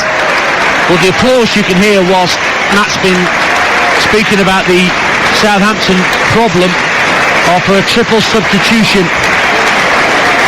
Scott Malone, Tom Nichols and Johnny Williams have all come on. And Ashley Nadasan, who scored the first goal, has gone off. So too has Dom Jeffries. Just looking to see who the third player is that's gone off. I think it was George Lapsley. Well, he was on a yellow card, so I guess that's a sensible move from his part. Give you some breaking news on TalkSport in just a moment in terms of managerial change before a ball has even been kicked. The ball's been won back by Southampton deep in their own half. Wycombe Wanderers have taken the lead in the Buckinghamshire derby at MK Dons. Brandon Hanlon makes it Milton Keynes 0, Wycombe Wanderers 1. Aribo for Southampton, 3-0 down and going out of the EFL Cup with barely a whimper. One back by the recently introduced Scott Malone, and now Tom Nichols on for Nadasan gets his first involvement. Chests it down on halfway, beats it in to Ethan Coleman. Good ball from Coleman. Jaden Clark trying to burst through the middle, gets to the edge of the area, running across the 18-yard line, tees up Nichols. Nichols thought about a shot, but instead floated it out to the right-hand side for Che Alexander. They're all over Southampton here, and eventually the ball's won back by Alcaraz, who can bring it forward. Gets to the halfway line, slips it in field to Kamari Doyle. Amayor is making a run down the right-hand side. He's fed now. Gets to the right-hand corner of the box. Again, he's got Clark backpedaling. Tries to cross, and it's blocked at the second attempt. And away comes Gillingham with the ball. And it's fed up to Tom Nichols. And he can't hold on to the ball. Lianco's got the captain's armband for Southampton. Wins it back. Poor touch from Onuachu. He had Oji at his back, and Ethan Coleman picking up the pieces for the second ball. And then down goes Johnny Williams. No foul, says the referee. Johnny Esther, they used to call him when he was at Swindon Town and various other clubs, the Welsh international. I had to look up his age actually, Matt Holland. I thought he must be you know, I'm thinking must be over 30 or something, or whatever he may be. But he's only 29, Johnny Williams. Looks older than me. I'm doing him a disservice, not because of the way he looks, just because I think he's been around forever. Ball clipped down the left-hand side of the box, but it's going to be claimed by Glenn Morris. Let me give you this breaking news. Wolverhampton Wanderers have just announced that the club and Julian Lopetegui have reached an agreement to part ways, ending his 9-month stay as head coach. Now we've got Wolves' first 2 games away to Manchester United on the Monday Night Football live on talksport, and our talksport 2 commentary next Saturday afternoon, a week on Saturday the 19th, home to Brighton and Hove Albion. That will be a commentary game I'll be at for talksport 2 on Saturday the 19th. As well as Lopetegui, his backroom staff will also leave the club. Lopetegui has said in a quote, "I wish Wolves and everybody at the club the very best of luck for the future and thank them for the opportunity granted for me to take charge of this wonderful club." And our chief football correspondent Alex Crook was saying just the other day that Gary O'Neill was the firm favourite, was Lopetegui to walk away, and that appears to be most definitely the line coming out of Wolverhampton Wanderers this evening, according to Alex Crook, that Gary O'Neill is a firm favourite to be the new manager. Your thoughts quickly on that, Matt Holland, before we get back to the commentary? Well, my thoughts are that Wolves have been so quiet in the transfer market, and Lopetegui has clearly been very unhappy with that. And we've seen it in the past, managers leave just before the season, just very close into the season, because they've not been happy with the transfer dealings of a club. And I think Lopetegui is in that position where, you know, he's lost some key players and they've not been replaced, and he feels as though his squad's bare going into a Premier League season, and all he can see is a struggle this year. So that's the reason why he's decided to depart. More on that with Jamie O'Hara and Jason Cundy, I'm sure, in the sports bar from 10 o'clock tonight over on talksport. Any Wolves fans listening to this, get your calls in about what you feel about. I think Lopetegui felt his hands were tied. 03717 22 33 44. 15 minutes to go. Gillingham 3, Southampton 0 if you're just tuning in. Yeah, I'll say that again. Gillingham 3, Southampton 0. But it's not a freak scoreline in terms of, it's not a case of Southampton being all over Gillingham and they've been caught with a sucker punch. It's been quite the opposite, Matt Holland. Yes, indeed. Very impressive, the home team. Excellent performance. Deserved to be ahead. Didn't quite catch the attendance, but it was over 7,000. Yeah, I know that. It was 7,000 and something. So good turnout at Priestfield, and they've enjoyed their team's performance. They've been excellent. I guess the question on most Gillingham fans' lips now will be, can they follow this up on Saturday against Accrington Stanley and make it 3 wins from 3 in all competitions and get this season off to the best possible start? We were very close with that attendance. 7775. I heard 7. Well, there you go. 7775. Producer Dex just told me, and 1,775 of those have come from Southampton, but a good number of those have already got back in the coaches, or they cast their head back. So if I do the maths, that's exactly 6,000 Gillingham fans. Yeah, how about that? Your maths is not let you down. We'll get you on darts commentary yet, Matt Holland. Honestly, that good a subtraction.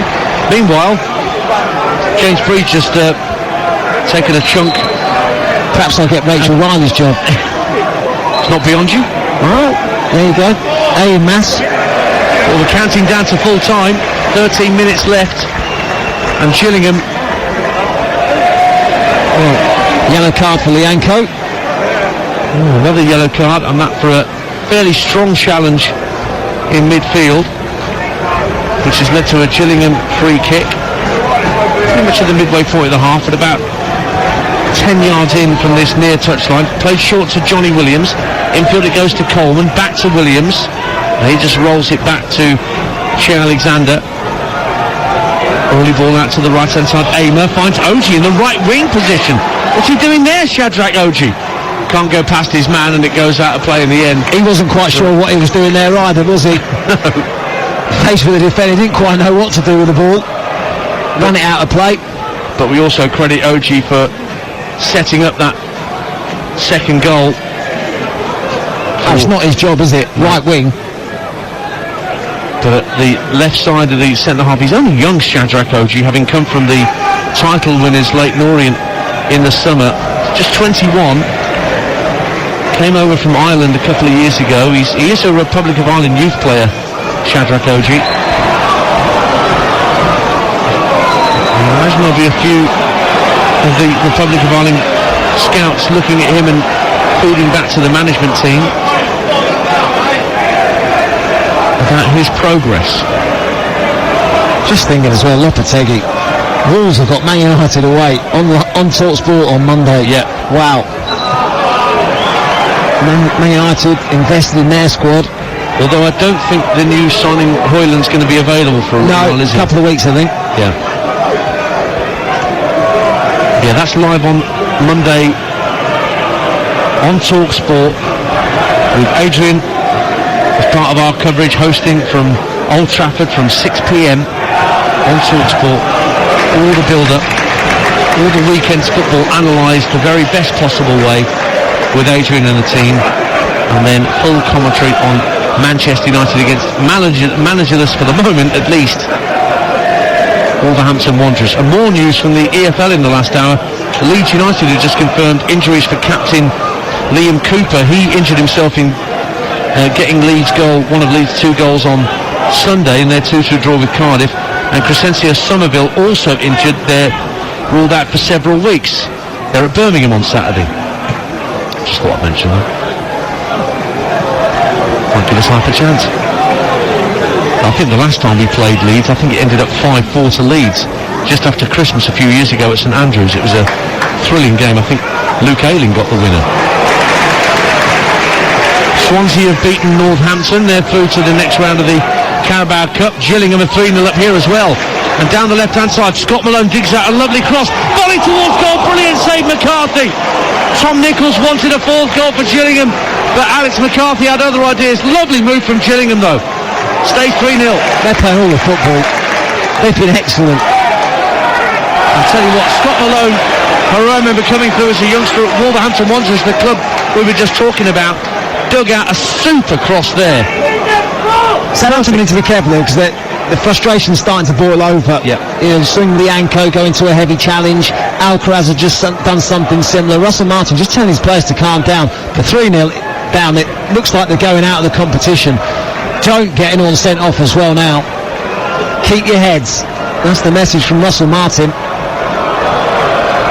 So problems for Wolves without a manager, problems for Leeds without several first-team players. Leeds are playing Shrewsbury in the Carabao Cup tomorrow night. More ties. Adrian back on air here on talksport 2 from 6 p.m. with all the build-up, and then our commentary tomorrow night.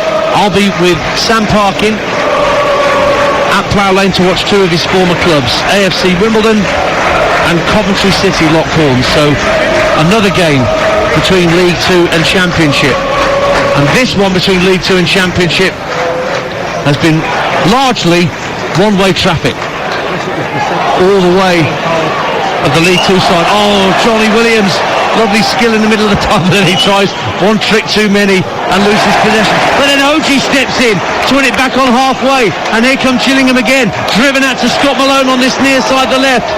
Southampton trying to shovel back into position. Williams, they're cheering every pass, and then as soon as they say that, Williams gives the ball away. I think the Gillingham fans were preparing to do the Olays. Now Alcaraz in the centre circle. Oh, he falls over and just presents the ball to the 2-goal hero. The man is on a hat-trick, Robbie McKenzie. Nichols finds McKenzie. They are cheering every pass. Out to the right-hand side. Jaden Clark gets to the right-hand corner of the box, lays it off to Alexander, cross to the far post.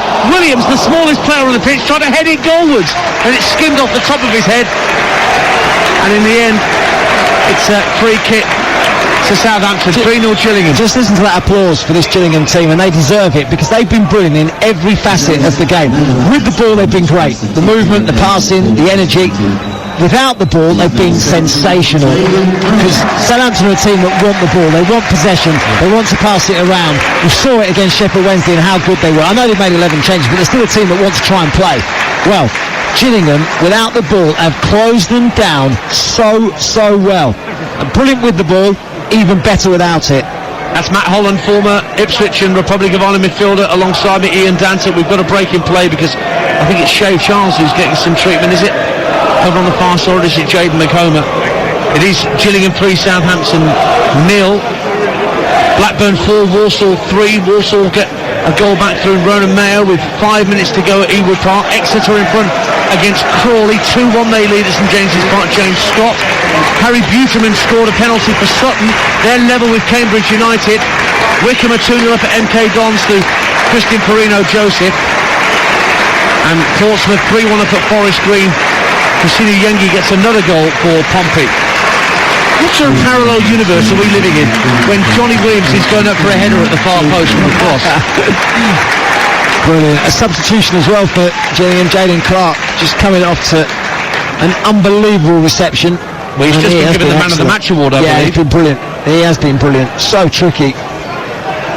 And on in this place has come Joe Gabode, who's a youngster himself, just 18 years of age, coming through the Gillingham Academy. He had dual registration last season with Hastings United, not too far from here. Yet to score a senior goal. He is a striker, and he's a decent old unit. They're having to bring on another change here. Tyler Joe Dibbling, another academy youngster for Southampton, is having to come on. It's McGoner, I think. Yeah, he's going out to the left-hand side of midfield for Southampton is Tyler J. Dibbling, because McComer on his first appearance for the senior side has just picked up a knock and is being led round behind the goal. We're back underway. Gillingham 3-0 up with just over 5 minutes to go. Their tails most definitely up.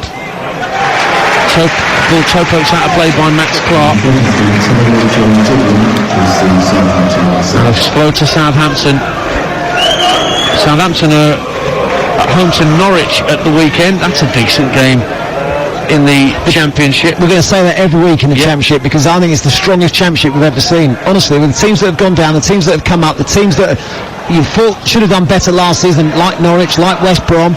That Middlesbrough went close last year. I think it's the toughest division that I've ever seen in the Championship. Without question. Without question. I know they say it every year, but I think we can truly say it with evidence to back that up this year. Plenty of evidence. And remember, loads of Championship commentaries. I'll actually be at the Coventry Building Society Arena Saturday lunchtime as part of Game Day. This will be on the talksport app for the first time. So much live football for you on Saturday. We've got the Lionesses against Columbia on talksport 2. Our coverage starts at 11. Game Day on talksport comes from the Emirates. Arsenal against Nottingham Forest is our lunchtime offering from the Premier League, notwithstanding the fact that we start the season on Friday night with Burnley against Manchester City on talksport.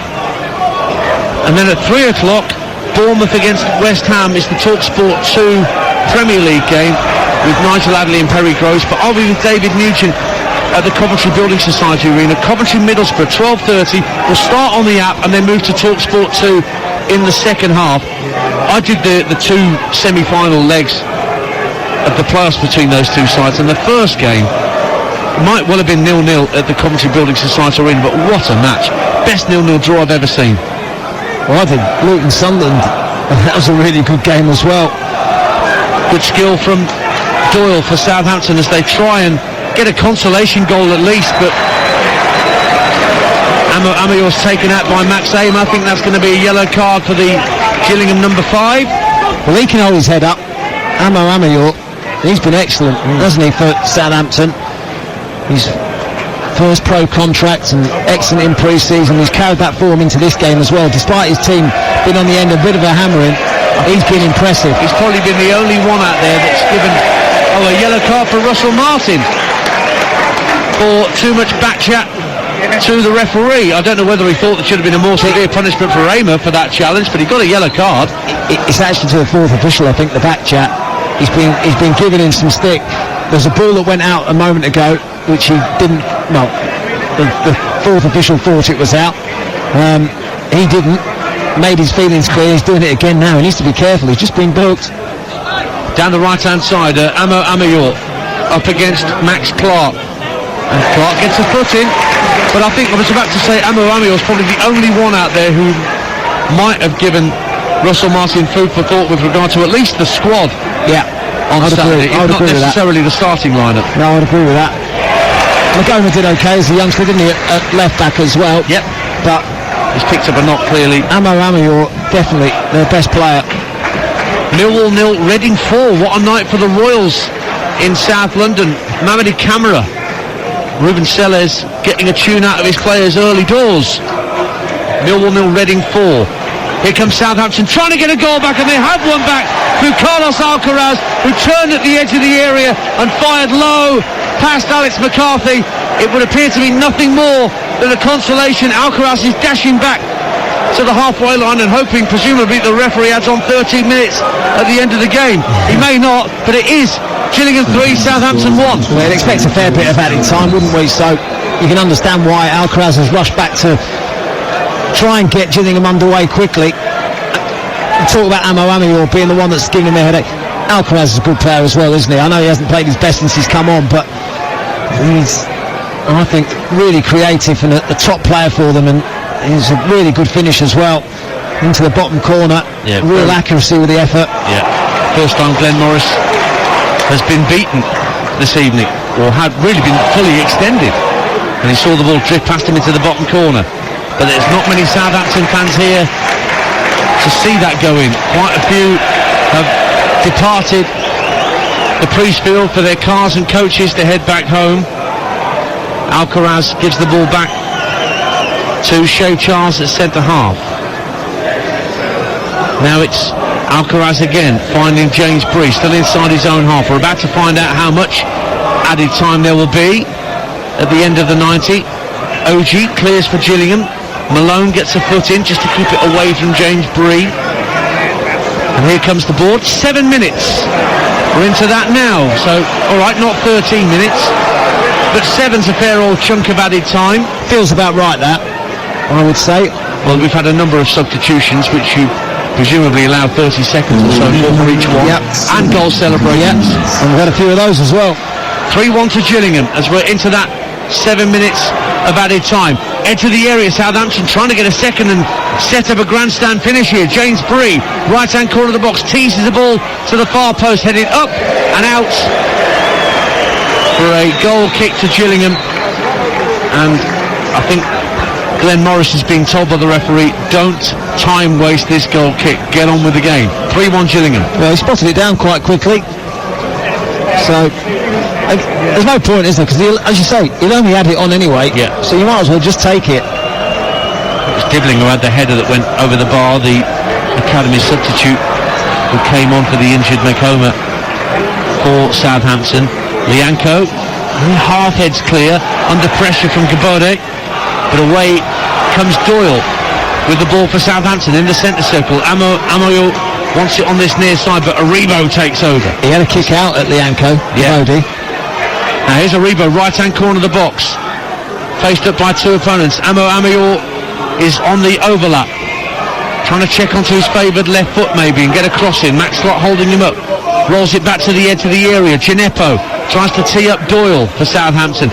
Amayor again, right-hand corner of the box, just moves into the penalty area, down towards the byline, twists away from a couple of challenges, doesn't deliver the cross. Rolls it back to Shea Charles. Alcaraz loses out. Anywhere will do for Gillingham, and Shea Alexander just puts a tired ball downfield and drifts out of play for a throw to Southampton. 3-1 Gillingham. All hands on deck now for Gillingham. Everyone behind the ball, just trying to see this out. What, we've got 5 left. There's some tired legs out there. They put a lot into this game, and now they're just not hanging on, but they're certainly sitting in. Gillingham 3, Southampton 1. We've played a couple of minutes of these 7 that have been added on at the end of the 90. And one thing different this year, they do indicate on the scoreboard that we have gone past 90. The clock doesn't stop at 90 minutes anymore, so supporters know how much stoppage time has elapsed, when they didn't before, unless they had a stopwatch running like we do. Here's Amayor for Southampton, midway point of the Gillingham half. Well, there's a foul on Alcaraz. Scott Malone brought him down. Now Southampton have got an interesting free kick position here. Wow, they could do with James Ward-Prowse on the pitch at this moment. But it's to the right of centre, about 25 yards out. Suits the left footer really, rather than the right, but it's Alcaraz that looks like he's taking control of this. He's got the ball in hand, just about to spot it. Indeed, Alcaraz probably pulling rank over Samuel Amour, who is the left-footed player and might fancy having a crack at goal here. There's a three-man Gillingham wall, about level with the penalty spot, on the left-hand side of their penalty area. Alcaraz and Amour standing over it. Which one goes for goal? It's Alcaraz who goes for goal and hits the side netting. Trying to get a second of the night and force a grandstand finish, but it's a goal kick, and again the referee looks straight at Glenn Morris and says, get that ball back in play quickly, please. Sheffield Wednesday have equalised in the 7th minute of added time against Stockport County to force penalties, it would seem. Tyreek Backinson, once a Bristol City, makes it Sheffield Wednesday 1, Stockport 1. Goal kick taken by Glenn Morris of Gillingham, drills it downfield. Gillingham about 4 minutes or so away from a famous cup shot to rival some of their other cup exploits of recent times, including that win on penalties at Brentford last season that got them through to round 4. They lost at Wolves in round 4. Wolves who've seen their manager walk out on the club tonight, if you just tuned in. Julian Lopetegui has left Wolverhampton Wanderers as their manager. More on the sports bar from 10 o'clock over on talksport. And Gillingham fans, why not give Jason Cundy and Jamie O'Hara the benefit of you having viewed this game and tell them just how good the Gills were. 03717 2233 44 3-1 in stoppage time. Amour again one-on-one with Max Clark, but Clark, who he settled into that battle with the youngster and put his foot in again and won it back. Then Doyle loses out. Alcaraz gets a foot in, but OG lets the ball run across his body, lets the ball roll back to his keeper. Blackpool have beaten Derby at Pride Park in that All-League 1 tie. Harrogate have beaten Carlisle. So that's League 2 beaten League 1. Carlisle, of course, promoted under Paul Simpson last year. We've been for Simon Weaver's men at Wetherby Road. Southampton coming forward with Tyler J. Dibbling down the left-hand side as he won a corner. No, it's a throw. 5 minutes of the minimum 7 have gone. 3-1 to Gillingham. Yeah. It is going to be a shot. I mean, Southampton, of course, semi-finalists of this competition last year, got beat by Newcastle. Just shows how good a performance this has been from Gillingham. Despite the fact that Southampton have made 11 changes, it's still a strong team that Russell Martin was able to select. But Gillingham have been far the better side over the course of the 90-odd minutes. Southampton in possession with Lianco, drills a lovely diagonal ball downfield, down this right-hand side for Amour. Again, he's taken on Max Clark, comes in field, tries a shot, it's deflected away from goal, has another drive, deflected by Onuachu and saved by Glenn Morris, right in front of goal. That could have gone anywhere off a deflection off the giant Onuachu, but it actually worked in the Gillingham keeper's favour. 3-1. Yeah, and that's just about it, isn't it? We're 96, time running towards 97, time at a premium for Southampton. That had to go in. It didn't, and there's no time, you feel, to score the 2 goals that they require to take this to penalties. Another drill ball downfield by Lianco, but too long, too straight, 2 bounces, and it's straight through to Glenn Morris. Stoke have beaten West Brom 2-1 in the Carabao Cup, and Ian Everett's beaten his old side. Bolton go through at the expense of Barrow. Port Vale beat Fleetwood 3-2, banishing the memories of that 7-0 defeat to Barnsley in the league on Saturday. Port Vale. At the end of this game, Southampton have the ball where they least want it, in their own defensive third.